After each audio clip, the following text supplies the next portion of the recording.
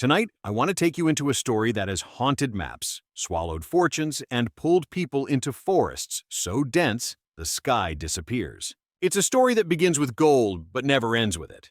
Because El Dorado is not just a place. El Dorado is a hunger that turned rivers into rumors, mountains into mirages, and entire continents into a stage for obsession. For nearly 500 years, people have chased El Dorado, the golden one, the golden city, the golden kingdom, searching for something that might never have existed in the form they imagined. Some died looking for it, some went mad, some returned with nothing but fever scars and stories, and some returned with stories so vivid they created new myths that still echo today. Over the next hour and a bit, we're going to tell the El Dorado saga as one complete voiceover-ready narrative. We'll start with the real origin of the legend, an indigenous ritual high in the Andes, where gold was not a currency of conquest, but a language of the sacred. We'll follow the Spanish invasion as it collides with rumor and fear, and watch how a story about one gilded man mutates into a rumor about an entire golden empire. We'll trace the great expeditions into the Amazon and Orinoco basins, where men vanished into green infinity and returned with maps that were half truth and half hallucination. We'll meet famous seekers like Gonzalo Pizarro, Francisco de Orellana, and the nightmare figure of Lope de Aguirre. We'll step into the propaganda war of Sir Walter Raleigh, who used El Dorado as a political weapon in Europe. And finally, we'll watch myth meet measurement as maps tighten. But I want to be clear about something before we begin. This story contains wonder, but it also contains violence. El Dorado is entangled with conquest, slavery, forced labor, and the destruction of indigenous worlds. We are not here to romanticize that suffering. We are here to understand how a ritual became a rumor became an empire on paper, and an empire on paper sent real people to their deaths. And keep one question in the back of your mind the entire time. If the Golden City never existed, why did so many intelligent people keep believing it did? Chapter 1. The Gilded Man. El Dorado did not begin as a city. It began as a person. In the highlands of what is now Colombia, the Muisca people lived in a world of cold lakes, steep mountains, and sacred waters. Gold existed there, not as endless bullion, but as crafted offerings, ornaments, and symbols. And one ritual, recorded after the Spanish arrived, became the spark that ignited the El Dorado wildfire. According to those accounts, when a new leader, often called the Zipa, the ruler in the southern part of the Muisca territory, took power, a ceremony took place at a sacred lake. The leader's body would be coated with sticky resin and then dusted with fine gold until he gleamed. Not like a statue, like a living sun, a gilded man. He would step onto a raft and move toward the center of the lake, surrounded by attendants, incense, chants, and offerings. And then, in a moment of stillness, gold and treasures would be cast into the water. Gifts to the gods, not payments to an army. This is the root of the name. El Dorado literally means the gilded one, a person, not a place. And that distinction matters, because it tells you the story's first crime. The legend begins with translation, not just of language, but of values. In the Muisca worldview, gold could be sacred because its purpose was symbolic. It was not necessarily the ultimate measure of wealth. Other things mattered: land, alliances, salt, textiles, food security, the stability of seasons. But when Spaniards heard gold, they heard only one meaning: power. And power to an invader is never a symbol. It's a target. Now imagine what happens when a story like that reaches conquistadors: a man covered in gold, a lake filled with offerings, a society that treats gold as something you can throw away. To Europeans arriving from a world where gold meant wages, crowns, and cannon, this did not sound like religion. It sounded like a mistake waiting to be corrected. They didn't think, how beautiful. They thought, how much? They assumed the lake was a bank. They assumed the ritual was a clue. They assumed the offerings proved a source. And if the offerings proved a source, then somewhere nearby there must be mines, vaults, stockpiles, an entire hidden economy of gold. That assumption is the seed of El Dorado's mutation, because the ritual is real. But the European interpretation of what the ritual implies is not. Here is the first open loop we need to plant. If El Dorado began as a ritual at a lake, why did it become a city in the jungle? How did one gilded man become a golden empire? The answer is not a single moment. It's a chain reaction. And the first link is conquest. Chapter 2. Conquest meets rumor. When Spanish expeditions pushed into the northern Andes in the 1530s, they were riding a wave of recent history. They had already seen the unimaginable. They had toppled wealthy empires. They had watched rooms fill with ransom gold. So when they heard rumors of rich highland peoples beyond the mountains, they believed those rumors would lead to another empire. Not because the rumor was precise, but because their experience had taught them a dangerous lesson. Somewhere out there, there is always another pile of treasure. Spanish campaigns and rival expeditions converged on the highlands where the Muisca lived. Conquest moved faster than understanding. And once the Spanish arrived, they did what conquerors always do first. They demanded tribute. They demanded captives. They demanded information. They asked the same question in 100 ways. Where is it coming from? Where is the rest? And in that pressure cooker, stories become unstable. People answer in ways that protect themselves. People point away from their homes. People feed conquerors the direction they want to hear. Farther, deeper, not here. Sometimes those answers are deliberate misdirection. Sometimes they're misunderstandings that grow. Sometimes they're true details ripped out of context and weaponized. Because under occupation, every sentence is spoken with a blade nearby. Now, the Spanish weren't one unified machine. They were a chaotic blend of ambition, rivalries, debts, and hunger. Different leaders competed. Different parties raced for prestige, and competition is gasoline for rumor. If your rival claims there's a golden kingdom farther east, you can't afford to be the one who stayed behind. You chase, even if chasing kills you. This is how El Dorado becomes inevitable. Not because it is true, but because the incentives of conquest demand that it might be. One of the most important things to understand about this phase is that the Spanish were not chasing pure fantasy. They were chasing patterns they had already seen. They had seen wealthy states. They had seen tribute systems.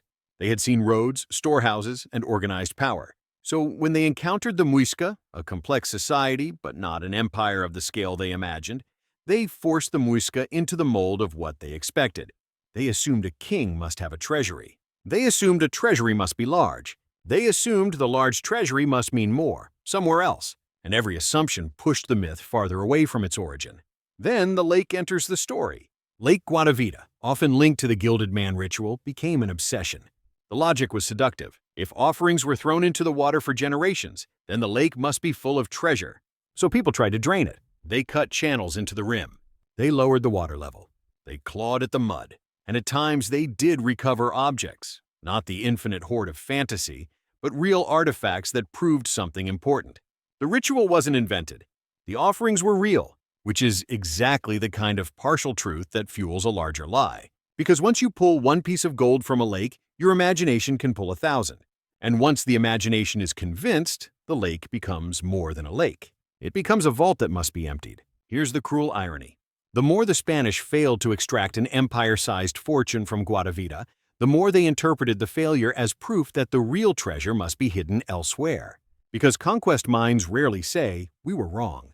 They say, "We were close." Now, this is the precise moment the myth changes shape. El Dorado is no longer just a gilded man. It becomes a promise of accumulation. A storehouse, a city, a kingdom. Not because anyone saw that city, but because greed needed a bigger container for its belief. And belief always expands to match desire. Reset point. What we know so far. So far, we have two realities. 1. There was a real ritual in which a leader was gilded and offerings were made. 2. Conquest turned that ritual into a treasure target. Now, the key transformation is about to happen. Because once the Spanish learned that the highlands were rich but not infinite, they did what obsessive minds always do. They moved the goalpost. They took the name El Dorado and attached it to a new object, a place they had not seen. A city in the interior, a kingdom beyond the next mountain range, a dream that could never be fully disproven. And now the story runs. Chapter 2. 3 Men, 1 Rumor. There's an episode in the early El Dorado story that feels almost cinematic, because it shows how competition can turn a rumor into destiny. Picture 3 separate expeditions pushing through difficult terrain, each led by men who want the same thing: credit. Each man wants to be the first to claim a rich new kingdom for the crown. Each man wants the titles, the land grants, the privileges. And each man understands one brutal truth. If someone else finds the treasure first, you become an asterisk. In the northern Andes, rival leaders converged on the same highland region from different directions, arriving with different stories and different expectations. This convergence mattered because it amplified the rumor. If 3 leaders hear some version of a ruler covered in gold, then surely it must be real. If 3 leaders are racing, then surely they must not stop until they hit the finish line. And in an environment where the finish line is imaginary, the race has no natural end. Competition turns uncertainty into urgency. Urgency turns bad information into truth. And truth turns into orders that people must obey. This is how myths become bureaucratic, because the crown in Spain and the investors in Europe didn't hear the chaos on the ground. They received letters, reports, claims, and those documents were written in a specific style. Not the style of doubt, the style of certainty. A leader would say, "We are close." He would say, "The land is rich." He would say, "The people speak of a greater kingdom farther east." Then he would request more supplies, more soldiers, more horses. And his rivals would write the same thing. Because writing "we found nothing" is the same as writing "I failed." So the reports become a chorus. Different voices, same song. A song about proximity. A song about almost. And the word almost becomes the engine that keeps the myth running. Now, consider what this does to interpretation. A single story about a gilded ceremony becomes proof that a massive empire exists. A single recovered object becomes proof that a vault is waiting. A single frightened answer from a captive becomes proof of a city beyond the horizon. And every new proof creates the expectation of a bigger proof. That is how a rumor grows teeth. By the time El Dorado becomes common knowledge in Europe, it no longer needs first-hand witnesses. It has momentum. It has paperwork. It has prestige. And the people chasing it can no longer admit it might be wrong, because too many careers are built on the assumption that it's right. This is one of the strangest forces in history. Once a belief becomes a system, the system protects the belief. Not because it is true, because it is useful. And now we return to the lake, because nothing shows the collision between myth and reality more clearly than a body of water people tried to turn into a bank account. Chapter 2c, the lake that would not empty. Lake Guatavita is more than a location. It's a symbol, because it represents the exact point where a sacred act was misread as a financial opportunity. The lake sits in the highlands, a dark circle of water in a crater-like basin. To the Muisca, it was a place of meaning. To the Spanish, it became a container. And containers invite a certain kind of thinking. If treasure goes in, treasure can come out. If enough treasure went in, there must be a fortune at the bottom. So people tried again and again to take it. They cut channels through earth. They lowered the waterline. They pulled mud. They searched the exposed shoreline like desperate gamblers searching a carpet for dropped coins. Sometimes they found objects. Sometimes the objects were spectacular enough to restart the obsession. Sometimes the finds were small enough to create a new theory. The real hoard must be deeper. But the lake resisted, not with magic, with physics, with the sheer difficulty of draining water from a crater, and with the reality that the ritual was not a single dump of treasure. It was offerings over time in a religious context. The lake was not a vault built to store wealth. It was a sacred site where objects were given away. That difference changes everything. Because it means there was never going to be one moment where someone opens a chest and becomes rich. There was only going to be slow damage, slow extraction, slow theft, and the kind of disappointment that forces the myth to mutate. Here's what the lake also reveals. El Dorado is one of the clearest examples of how evidence can be used incorrectly. A single recovered artifact proves that offerings happened. It does not prove an empire of gold. But the human mind loves to scale up. If there was one, there must be many. If there were many, there must be a source. If there is a source, there must be a city.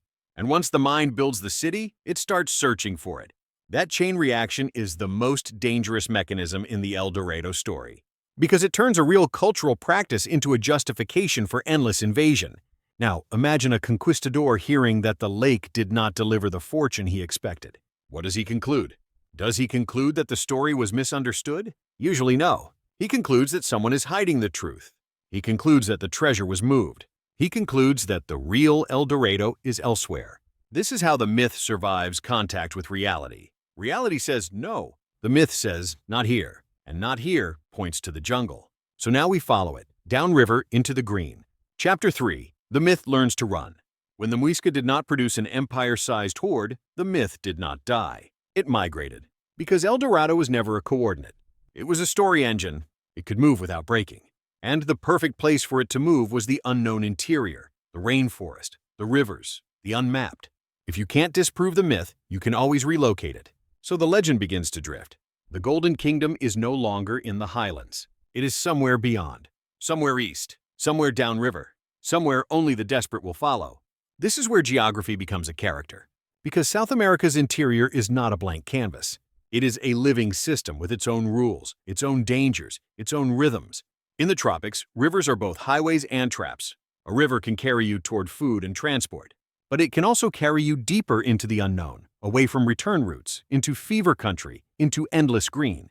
Expeditions relied on rivers because the jungle made land travel brutal. But rivers had their own tricks. Floods erased paths. Currents split. Mist hid side channels. A wrong turn could cost weeks. A wrong season could cost lives. And that means a rumor is not just a rumor. In the Amazon basin, a rumor is a plan for survival. Because you are not only navigating water, you are navigating exhaustion. Here's a detail that often gets lost in modern retellings. Most of these expeditions were not sleek teams of explorers. They were moving disasters. Dozens, sometimes hundreds of people. Soldiers, guides, coerced laborers, porters, interpreters, captives. Animals that could die at any time. Supplies that rot in heat.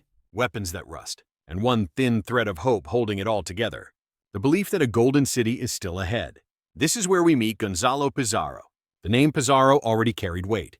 In the European imagination, it was a synonym for conquest. In the jungle, it became a synonym for obsession. Pizarro led an expedition east from the Andes in search of wealth, sometimes described as cinnamon, sometimes as a golden country. And as his group pushed deeper, the myth of El Dorado traveled with them like a second shadow.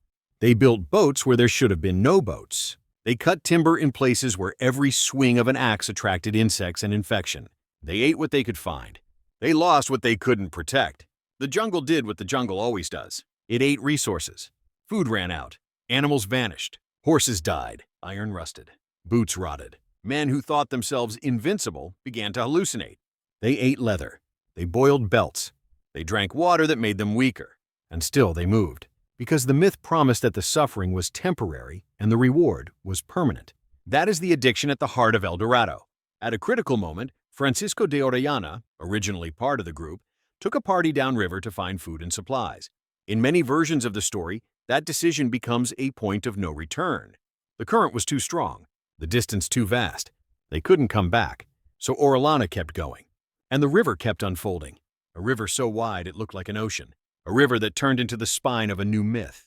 Because Orellana's journey produced something Europe craved even more than gold, a narrative of immensity. If the river was that vast, then surely the interior held civilizations worthy of an empire. Some accounts described large communities along the banks. Trade, agriculture, organization. Other accounts described scarcity and fear. Either way, the reports were enough. Because if there were structured societies deeper in the interior, then maybe the Golden Kingdom was real after all. Maybe it was simply farther away. Do you see how the myth survives? If you fail, it's not because the myth is false. It's because you didn't go far enough. And far enough in the Amazon is a bottomless word. Now, store that idea, because the next phase of the legend is where far enough becomes madness. Chapter 3b. Why almost is more powerful than found. There is a strange rule in treasure myths. A complete victory ends the story, but a near miss keeps it alive. If someone truly found El Dorado, with evidence so undeniable it ended debate, the legend would collapse into history. It would become a museum exhibit and a textbook paragraph. But almost is infinite. Almost means tomorrow. Almost means the next expedition. Almost means your failure is not proof of falsehood. It's proof of proximity. And proximity is how you raise money, recruit followers, and justify risk. This is why explorers wrote with certainty even when they had little. This is why accounts grew more dramatic as conditions grew worse. Because almost is the only thing that can make suffering feel purposeful. And when you combine almost with the jungle, a place that can hide the truth for centuries, you create a myth that can outlive anyone. Now, to see that myth at its darkest, we have to meet the expedition that turned El Dorado into a nightmare. Chapter 3c. The Amazon Rumor Machine. To understand why El Dorado thrived in the Amazon and Orinoco basins, you have to understand the nature of information in the jungle. Information is scarce, visibility is limited, distances are deceptive, and survival depends on trust. But trust is constantly under pressure. You rely on guides, but guides may be coerced. You rely on interpreters, but interpreters may misunderstand or protect their own people, or say what the invader wants to hear to end the interrogation. You rely on indigenous networks, but you don't understand the politics inside those networks. So you misread. And misreading in the jungle doesn't just create mistakes. It creates myths. Because the jungle is perfect at hiding correction. If someone claims they saw a city beyond the next river, how do you disprove it? You can spend months trying. You can spend years. You can die before you reach the place where disproof becomes possible. The landscape absorbs error. And while the landscape absorbs error, the story travels. Now think about trade. Many indigenous communities had trade routes and exchange systems. A group near the foothills might have a piece of gold acquired through exchange from somewhere else. To a Spaniard, that piece of gold looks like a sign of a nearby mine. But to the people holding it, it may be a sign of relationship, a symbol of alliance, a token of trade. So when Spaniards asked, "Where did you get this?" and they were told, "From the east," they translated east into mine. They translated mine into city. They translated city into empire. And then they built an expedition around that translation. This is how El Dorado uses real human networks to build imaginary geography. In some accounts, explorers also described large settlements along rivers, sometimes with agriculture and dense populations. Modern research suggests that parts of the Amazon region did support complex societies and managed landscapes, but that complexity is not the same as a golden metropolis. The tragedy is that Europeans could have learned something real about the region. Instead, they filtered everything through one question: where is the gold? So even when they encountered evidence of human engineering, agriculture, and culture, they treated it as a clue to loot, not as a world to understand. And when the looting did not appear, they dismissed the reality and kept chasing the fantasy. This is why El Dorado is also a story about lost opportunities. Opportunities to see another way of living. Opportunities to understand the Amazon on its own terms. Those opportunities were crushed under the weight of a myth. Now add disease. In tropical expeditions, illness changes perception. Fever makes dreams feel like memories. Exhaustion makes shadows feel like movement. Hunger makes any promise sound true. So when a starving soldier hears, "There is a rich land farther downriver," he doesn't evaluate it like a scientist. He clings to it like a rope. And in that emotional state, exaggeration is not a lie. It's a coping mechanism. That is why expedition accounts often read like they are balancing on the edge between observation and hallucination. Because in the jungle, that edge is thin. Now remember our earlier idea. Almost is more powerful than found. In the Amazon, almost can last forever. And that forever is where El Dorado feeds. Chapter 4. The Expedition That Became a Nightmare. By the 1560s, El Dorado had evolved again.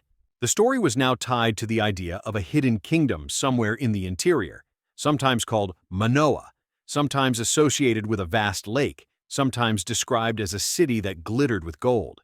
With every retelling, the kingdom became more organized, more imperial, more European in its logic, which should already tell you something. When Europeans imagined El Dorado, they imagined it as a mirror of what they valued: hierarchy, riches, palaces, conquest. The myth was colonizing the imagination before it colonized the land. Now we meet Pedro de Ursua and Lope de Aguirre. Ursua led an expedition downriver, searching for El Dorado. He carried authority, plans, discipline.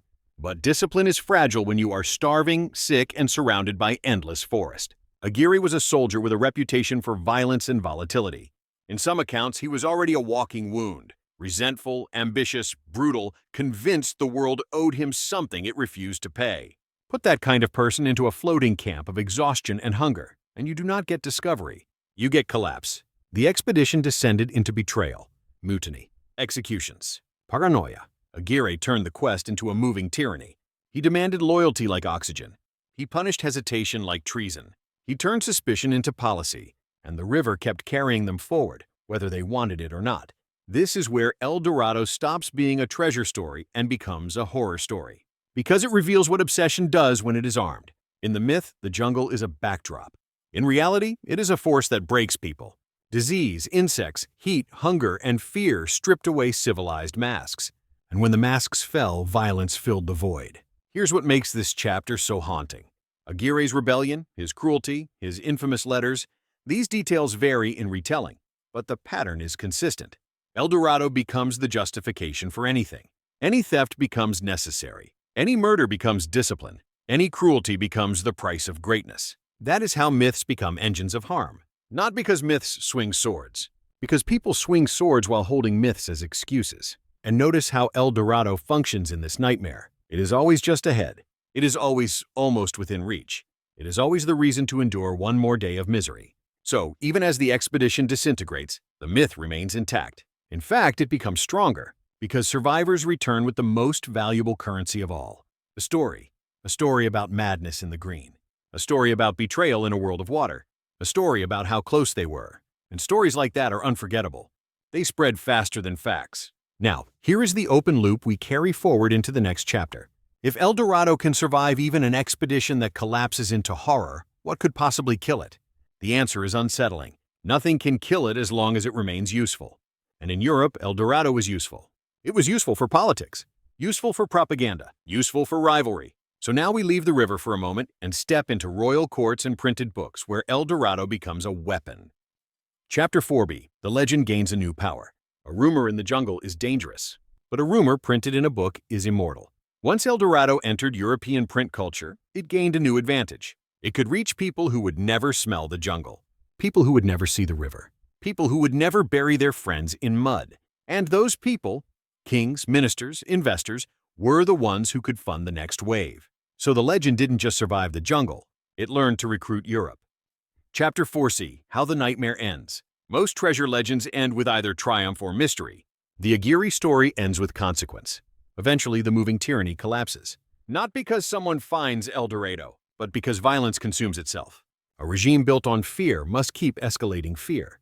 A leader who rules by suspicion must keep inventing enemies. And the moment his followers believe they are safer without him, the story ends. In retellings, Aguirre's end is grim and fitting. He becomes trapped by the same forces he unleashed. He is hunted. He is cornered. He is betrayed. And the myth that powered the expedition, the myth that promised gold beyond the horizon, offers no rescue. That's the hidden lesson of this chapter. El Dorado can justify suffering. It can justify cruelty. But it does not pay back. It doesn't reward loyalty. It doesn't protect the believer. The myth is not a god. It is a mirror. And in Aguirre's mirror, you see what obsession looks like when it is stripped of romance. Now, as horrific as this chapter is, it still does not end the legend. Because Europe didn't only absorb the warning, it absorbed the drama. It absorbed the spectacle. And spectacle spreads. So the nightmare chapter becomes, in a twisted way, another marketing tool. Another proof that something huge is at stake. Because people don't risk this much for nothing, right? That question, that flawed logic, is exactly how El Dorado keeps recruiting new believers. And now the legend's greatest recruiter steps forward. A man whose words will build a golden city on paper so convincing that map makers will draw it for generations. Sir Walter Raleigh. Chapter 5. Raleigh, Guyana, and the Politics of a Mirage. Spain's American wealth changed European power. It funded wars. It bought alliances. It built fleets. And rival nations looked at that gold and saw not just envy, but strategy. If Spain had a golden empire, England wanted a golden empire too. This is where Sir Walter Raleigh enters the legend. Raleigh was not only chasing treasure, he was chasing leverage. In his world, El Dorado was a counterweight, a way to challenge Spain, a way to claim that England's future could be built on a discovery that would eclipse everything Spain had taken. Raleigh's story was shaped by rivalry. It was shaped by the politics of the Elizabethan era, by court intrigue, by ambition, by the need to impress, and by the fear of being forgotten. He traveled to the region associated with the Orinoco and Guyana, collecting rumors, negotiating, interpreting, and sometimes shaping what he heard into what he needed. He met local leaders and heard stories of a wealthy interior, stories that, in their original context, may have referred to trade, power, or distant places. But Raleigh's audience in Europe did not want nuance. They wanted a destination. They wanted a golden empire with a name. So Raleigh's accounts described a magnificent interior kingdom, often tied to the name Manoa and to a vast lake sometimes called Paraime. The descriptions were vivid, the confidence was high, and the impact was immediate. Because paper can do what expeditions cannot. Paper can carry a city farther than a river ever will. Now, here is the key to Raleigh's influence. He didn't need to produce gold. He needed to produce plausibility. He needed a story that felt specific enough to be believed, but distant enough that failure could be blamed on bad timing, bad guides, bad luck. And he needed to wrap it in national destiny. That's the upgrade. El Dorado goes from myth to propaganda. From "I heard a rumor" to "this is England's future." But reality is stubborn. Later attempts did not deliver a golden city that could be claimed, looted, or displayed. Costs mounted. Enemies watched. The political winds shifted. In the end, the legend outlived the man. Yet Raleigh's writing had already done the job. It had stamped El Dorado onto the European imagination with a new set of coordinates. Not the Andean lake, but the interior of Guyana. And once the legend was printed, it became portable. Other writers could copy it. Other map makers could draw it. Other seekers could chase it. And this is why the El Dorado story is so hard to kill. It is not pinned to a single origin. It is a migrating target, carried by whoever needs it. Now, let's make a subtle point that changes how you see everything that comes next. Raleigh's El Dorado was not just a treasure rumor. It was an investment pitch. It had a narrative structure designed to open wallets. You present a vast prize. You emphasize that your rivals are close. You suggest that hesitation equals losing history. You surround uncertainty with confidence. And you end with a promise: support me, and you will share in the reward. That is not unique to the 1500s. That is the skeleton of countless schemes in every era. El Dorado is one of the oldest examples of this pattern. A myth that can raise money. And once a myth can raise money, it becomes almost indestructible. Reset point.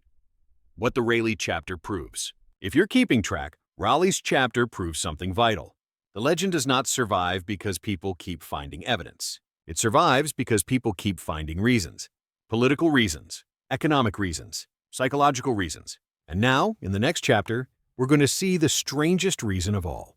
El Dorado survives because maps made it look real. And when a map says a lake exists, people treat the lake like a fact, even when it isn't. Chapter 5b, the book that built a city. Raleigh's most enduring expedition was not the one he sailed. It was the one he wrote.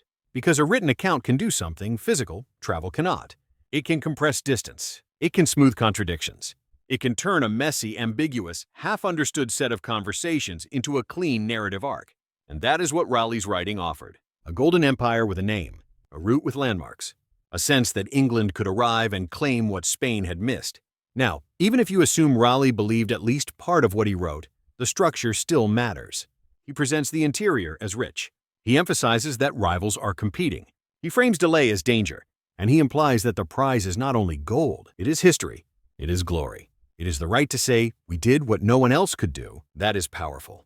Because it means you can sell El Dorado to people who don't even care about money. You can sell it to people who care about legacy. And in a world of nobles and monarchs, legacy is priceless. So Raleigh's narrative becomes a kind of spell. It doesn't need to be fully true. It needs to be true enough to keep the engine running. And it succeeds. For a long time, El Dorado is not just a rumor among soldiers. It's a concept in European strategy, a target on the mental map of empire, a justification for exploration that can be framed as discovery rather than invasion. But the book also creates a trap. Because once you describe a city with confidence, people will look for it with confidence. And when they fail, they won't doubt the book. They will doubt the timing, or the guides, or themselves. Or they will conclude the city is hidden. And hidden cities are irresistible. A city you can't find becomes a city you can keep chasing. That is the paradox Raleigh hands to the future. He strengthens the myth by making it concrete. And by making it concrete, he gives it infinite life. Now, how do you kill a city that lives on paper? You would think you kill it by mapping the land accurately, by measuring, by proving the lake isn't there. But the next chapter is where you learn the most frustrating truth of all. Even when the map tightens, the myth finds a new place to hide. It hides inside the way maps are copied. Chapter 6. When a map invents a place. For modern viewers, it's easy to forget how powerful a map once was. A printed map was not a suggestion. It was authority. It carried the prestige of science, exploration, and empire. So when cartographers drew a feature, a lake, a city, a mountain range, that feature became true for anyone who had not seen the land. And El Dorado exploited that. Or rather, believers exploited that. Because if you could place the legend on a map, you turned a rumor into a destination. One of the most famous examples is the Phantom Lake, often labeled Paraime. For generations, this lake appeared on maps of northern South America.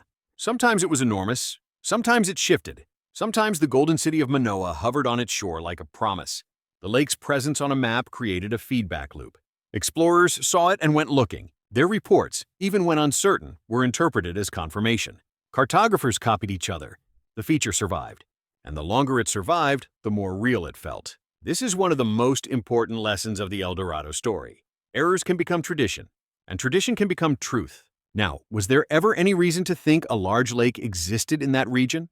There are seasonal floods. There are vast wetlands. There are plains that can transform during heavy rains. A traveler moving through in one season might describe a sea of water. A traveler in another season might see grass and dry land. If you stitch those descriptions together without understanding the ecology, you can invent a permanent lake.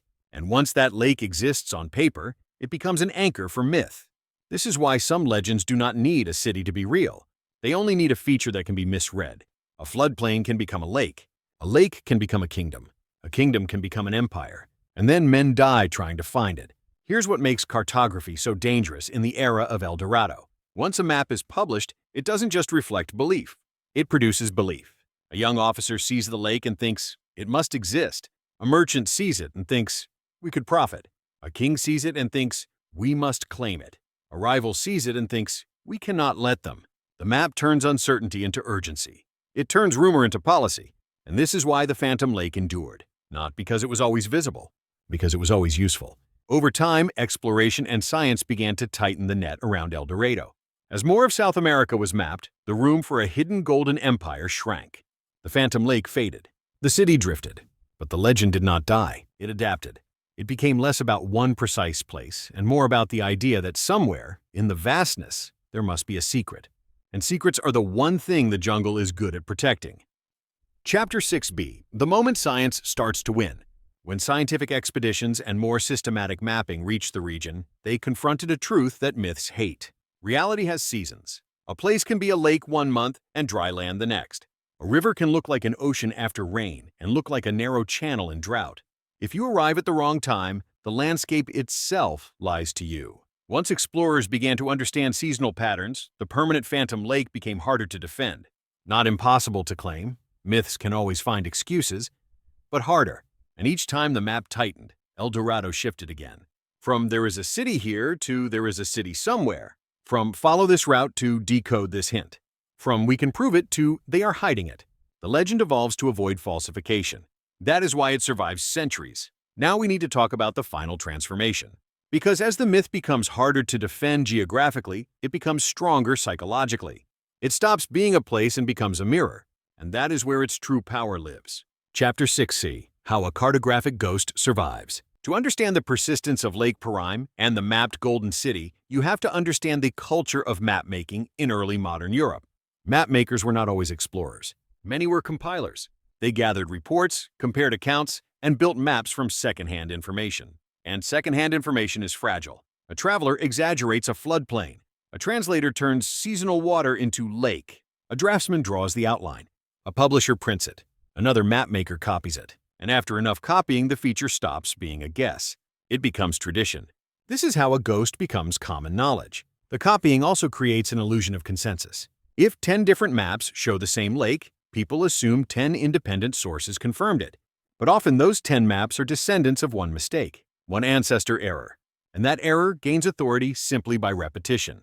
Now imagine being an explorer funded by a crown or a company. You are handed maps that show a lake. You are told to find it. You are told, implicitly, that the map is reality. So you go, and if you do not find the lake, you have a choice. You can report that the map was wrong, or you can report that you missed the lake. You can report that the lake is hidden, or that the season was wrong, or that local guides lied. Notice how easy it is to protect the map. Because if you say the map is wrong, you challenge authority. You challenge the people who funded you. You challenge the idea that the empire knows what it is doing. If you say, we were unlucky, you protect everyone. You protect the funders. You protect yourself. You protect the myth. So even disconfirmation can be translated into not yet. And not yet is exactly where El Dorado thrives. This is why scientific mapping matters, but it is not always enough. Because myths do not only live in geography, they live in incentives. And as long as incentives reward close, the map can keep its ghosts. Now, as the centuries move forward, the legend slowly shifts again. It becomes less a literal city and more a symbol of ultimate reward. And that symbol is powerful enough to survive in the modern mind, long after the Phantom Lake fades from serious charts. So let's end by looking at the myth's final hiding place. Not in a jungle, not on a map, inside us. Chapter 6. The scientists who walked into the legend.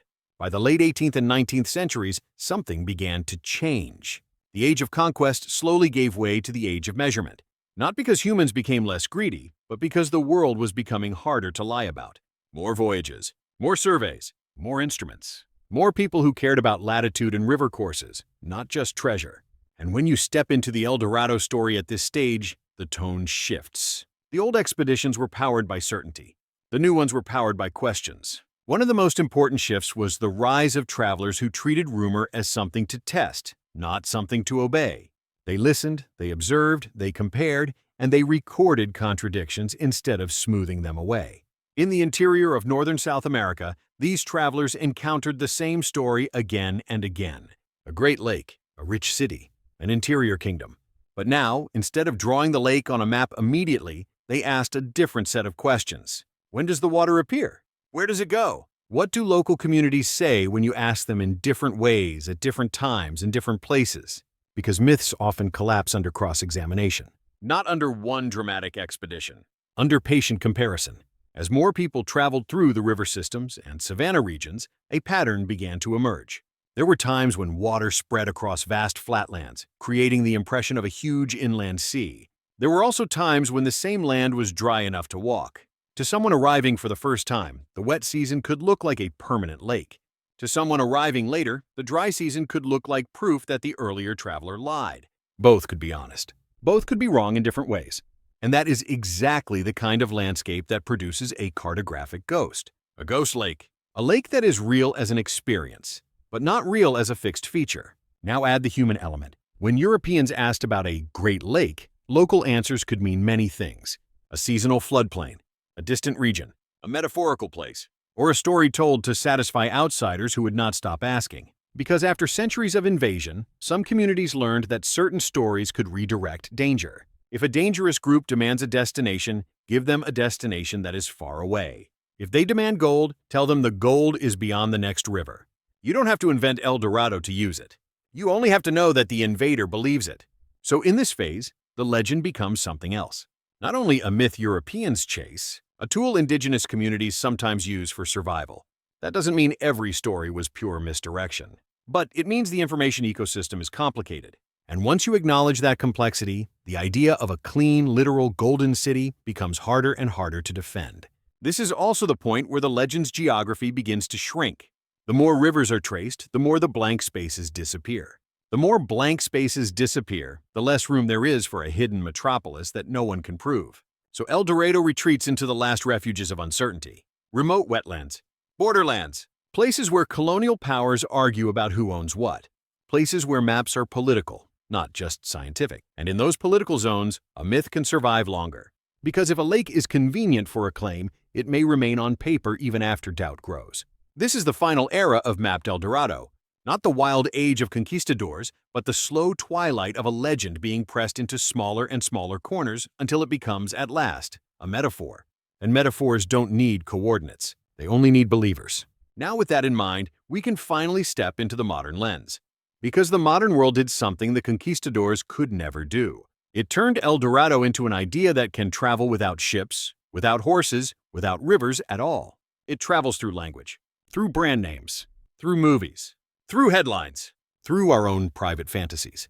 And that is where we meet the last chapter of this story, the afterlife of a legend. Think about what a scientific traveler represented in that era. Not a conqueror seeking tribute, not a desperate soldier gambling his life, but a person carrying instruments, notebooks, and a mindset that treated nature as something to describe, not to dominate. That shift sounds small. It wasn't, because it changed what counted as success. For a conquistador, success was loot. For a surveyor, success was a reliable river course. For a naturalist, success was understanding how seasons reshape a landscape. And when those people began moving through the regions associated with El Dorado, the legend encountered a new enemy. Not swords, not arrows, boredom. The boredom of measurement, the patience of observation, the slow discipline that myths cannot charm. Some travelers recorded hearing about a great interior lake, but they also recorded something more important. They recorded how the story changed depending on who told it. Some told it as history. Some told it as rumor. Some told it as a place that existed far away, a phrase that can mean everything and nothing. Some told it the way you tell a child a bedtime myth, with confidence, because the point is not accuracy. The point is meaning. When a story functions like that, it cannot be pinned to a map, because it isn't a map story. It's a human story. This is also where the legend begins to collide with the reality of colonial borders. European powers argued about territory. They drew lines through landscapes they did not fully understand. They sent surveyors to justify claims. And in that environment, a phantom lake could become politically convenient. If a lake seemed to anchor a border, it could linger on paper longer than it deserved. If a city seemed to justify civilizing a region, it could appear as a rhetorical tool. So even as science advanced, politics could keep the ghost alive. But reality keeps pressing. When multiple expeditions cross the same region in different seasons, the picture sharpens. When travelers compare notes and notice that the lake appears only under certain conditions, the legend's physical anchor begins to dissolve. The lake becomes a floodplain. The sea becomes a seasonal mirror. and the Golden City becomes what it always really was, an idea. Now, here is the final twist in this chapter. As the legend loses its geographic certainty, it becomes easier to project onto it. Because a vague legend can fit anything. If you want a city of gold, it can be a city of gold. If you want a spiritual metaphor, it can be that too. If you want a political excuse, it can become that. The less physical El Dorado becomes, the more powerful it becomes as symbol. That's why debunking doesn't always kill a myth. Sometimes debunking upgrades it. It frees it from the burden of proof. And once a myth is free from proof, it can travel forever. So when you hear people say, science killed El Dorado, the truth is more complicated. Science killed one version of El Dorado, the fixed city on a fixed lake. But it also revealed the deeper El Dorado, the human hunger that keeps inventing golden cities whenever the world feels uncertain.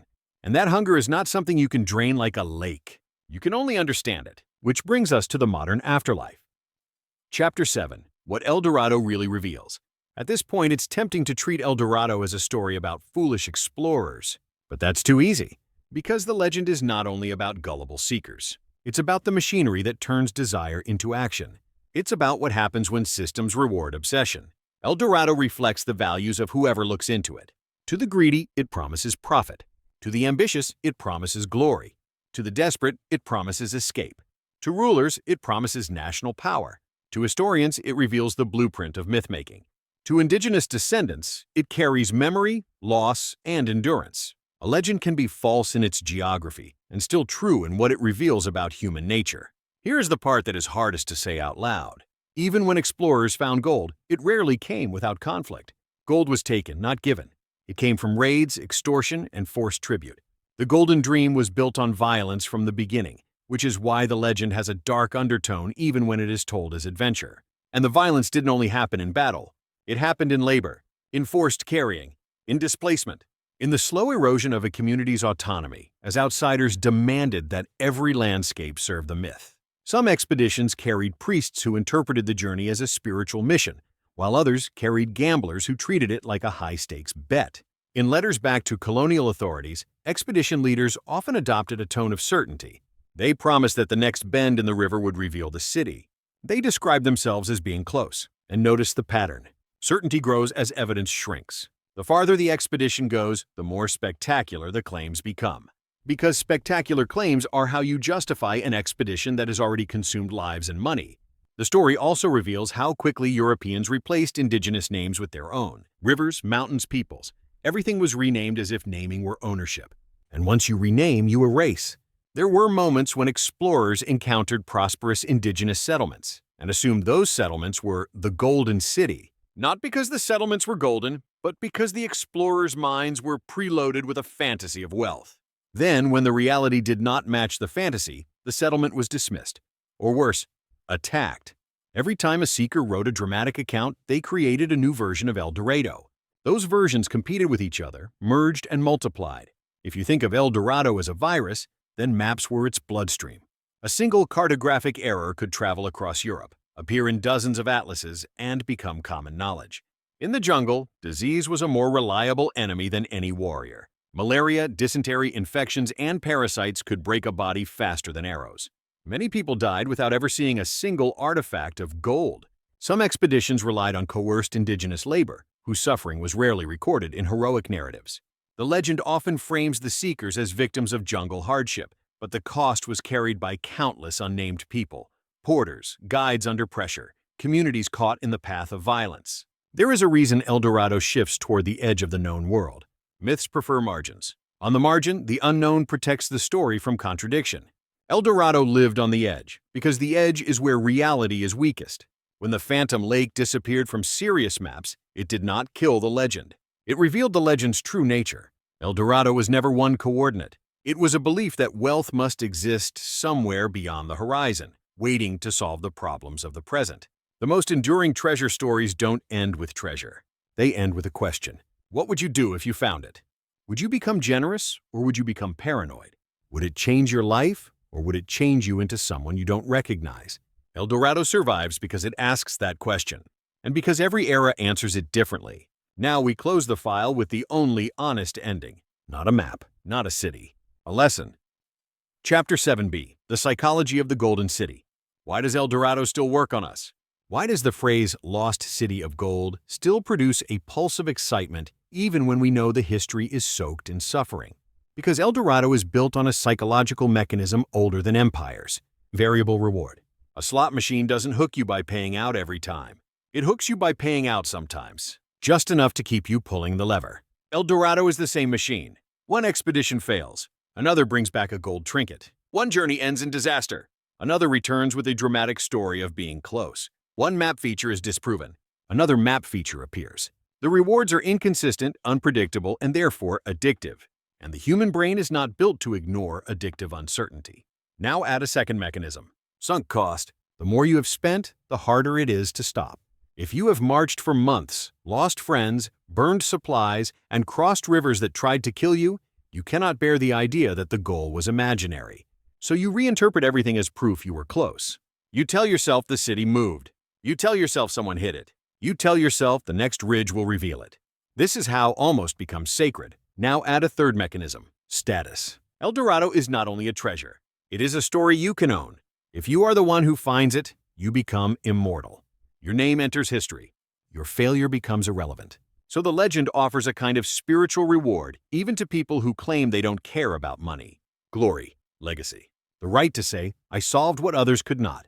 And if you want to understand why modern treasure myths go viral, it's the same recipe. A massive prize, a mystery with gaps, a landscape that hides proof, a community that rewards belief. El Dorado is the prototype. And that means the real lesson of El Dorado is not only historical, it's contemporary. We still build golden cities in our minds. We still chase miracles. We still want an answer that will make our lives feel justified. That's why the legend doesn't die. Even when you remove the lake from the map, the hunger remains. So the question is not, where is El Dorado?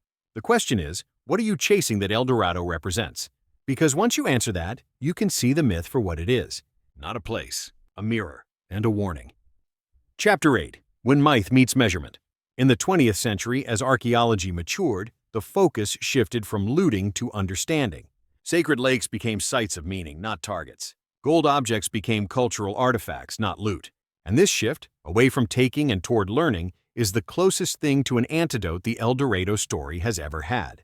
Because the myth thrives on a single illusion, that the past is a treasure chest. But the past is not a chest. It is a graveyard, a library, a memory. When you treat it as a chest, you destroy it. Modern scholarship reframed the origin of El Dorado in a way that is both smaller and deeper. Smaller because it is not an empire of gold. Deeper because it reveals a worldview where gold was part of ritual, relationship, and cosmology. And when you understand that, you can see the central tragedy. A sacred ceremony became an excuse for conquest. A gift to the gods became a debt Europeans demanded to collect. A misunderstanding became policy. A word became an engine. Now, if you're wondering whether there was ever any treasure, the honest answer is complicated. There were offerings. There were objects. There were recoveries. There were also countless exaggerations. And because the legend became a marketplace, it attracted fraud. Fake maps, fake artifacts, invented journals, stories that grew each time they were sold. In other words, El Dorado didn't just create expeditions. It created an industry. And like any industry, it had incentives. You get paid for being close. You don't get paid for admitting you were wrong. So the story kept moving. It kept upgrading. It kept surviving.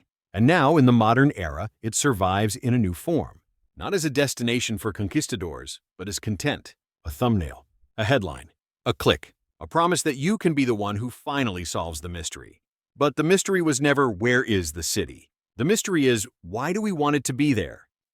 Chapter 8b. The Afterlife of a Legend. Even if you never open a history book, you've probably met El Dorado. In a film title, in a song, in a video game, in a headline that promises a hidden fortune, in the name of a company that wants you to believe it has discovered something revolutionary. El Dorado became a metaphor for the ultimate payoff, a place where the world finally makes sense, a jackpot that solves the anxiety of uncertainty.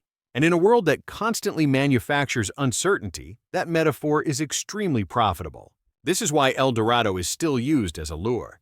Because it's not only about gold, it's about the fantasy of certainty. The fantasy that if you find the right place, or the right secret, or the right breakthrough, your life will transform. That fantasy is ancient, but modern media industrialized it. Now, here's the ethical fork in the road. When a legend becomes entertainment, it can either become education or it can become erasure. If you tell El Dorado only as a treasure hunt, you erase the people whose lives were torn apart by that hunt. If you tell it only as a moral lecture, you risk losing the audience and turning the story into a scolding. The best path is the harder one. Tell the adventure, but keep the truth inside it. Keep the tension, but don't fake the facts. Keep the wonder, but don't hide the cost. Because the cost is part of the wonder's shadow. There is also a quieter modern afterlife that people rarely talk about. Looting, illegal digging, the black market for artifacts, the temptation to treat sacred objects as collectibles. The same misunderstanding updated with modern tools. Metal detectors instead of swords. Auction houses instead of conquistador camps. And the myth still whispers the same message. There is something valuable under the ground, and you deserve it. That whisper is not harmless. It is the voice of extraction. So the final question of El Dorado is not only did it exist, the final question is, what do we do with stories like this? Do we use them to fuel more hunger? Or do we use them to understand the hunger and step outside it? In a moment, we're going to close with two scenes, the ritual and the expedition, because those two images are the true beginning and the true ending of this legend. But before we do, I want you to hear this clearly. El Dorado is not a failure of exploration. It is a success of imagination. A success so powerful, it reshaped continents, rewrote maps, and survives in our language to this day. And that is why it matters. Look at how the phrase El Dorado is used today. People call a new gold rush an El Dorado. They call a booming industry an El Dorado. They call a sudden opportunity an El Dorado. The word no longer needs a jungle. It can be attached to any promise of abundance. And that tells you what the myth has always been about. Not a city, a shortcut. A fantasy that there is a single discovery that will erase all struggle. That fantasy is seductive because struggle is real. Life is heavy. Progress is slow. So a myth that offers instant transformation will always find an audience. This is why treasure myths are a permanent genre. Not because treasure always exists, because hope always exists. Now, as a storyteller, there's a responsibility here. The El Dorado story has cinematic elements. The raft on the lake, the glittering gold dust, the endless river, the lost men in the green. But it also has victims. And if you erase them, you repeat the original violence in a new form, narrative violence. So the goal is balance. You let the audience feel the pull of the mystery, but you keep them anchored to reality. You make the wonder honest. You make the cliffhangers true. You build suspense out of what is known, what is unknown, and what was believed, not out of fake certainty. Because the real suspense is already incredible. How did a ritual become an empire on paper? How did an empire on paper move armies? How did a city that was never confirmed become one of the most famous cities in history? That is the mystery, and it is more interesting than any fabricated secret map. There is another modern layer worth naming. The myth teaches us to value gold above meaning. But the objects connected to El Dorado, the crafted pieces, the ritual artifacts, the cultural knowledge, are valuable because they carry stories of real people. When those objects are treated as trophies, we lose context. We lose history. We lose the ability to understand the past as a human world rather than a treasure chest. That loss is irreversible. Gold can be melted and still be gold. But context, once destroyed, is gone forever. So when we tell El Dorado today, we have a choice. We can tell it like a slot machine. Endless spinning reels of maybe, almost, next time. Or we can tell it like a mirror, a story that helps us recognize hunger in ourselves. Now we're going to close with two scenes. The first is a gift. The second is a theft. And between them is the entire arc of the legend. Not just the history of a myth, the anatomy of desire. Final closing. Now, to close this story, I want you to imagine two scenes. The first is high in the Andes, a sacred lake under a cold sky, a raft gliding toward the center, a leader covered in gold dust, glittering like a living sun, attendants holding offerings, a moment of silence. Then the splash as gold disappears beneath dark water, not as theft, not as loss, but as a gift. The second scene is centuries later. A group of armed men hacking through jungle, starving, sick, convinced that somewhere ahead is a city that will justify everything. They never find it. But they keep walking because the myth has become stronger than reality. Between those two scenes is the entire El Dorado story. A ritual transformed into a rumor turned into a conquest plan turned into an expedition turned into a map turned into an obsession that outlived everyone who first believed it. El Dorado was never just a place. It was the name Europeans gave to a misunderstanding. And yet, in that misunderstanding, they revealed something timeless about human nature. We chase gold into darkness. We invent kingdoms to justify our hunger. We follow mirages until they become our history. And even when the golden city dissolves in the light of truth, the legend remains, because the legend was never really about a city. It was about desire. And desire, unlike cities, does not disappear. If you enjoyed this mystery, hit like and subscribe and turn on the bell. The next treasure hunt is already waiting, and you won't want to miss it.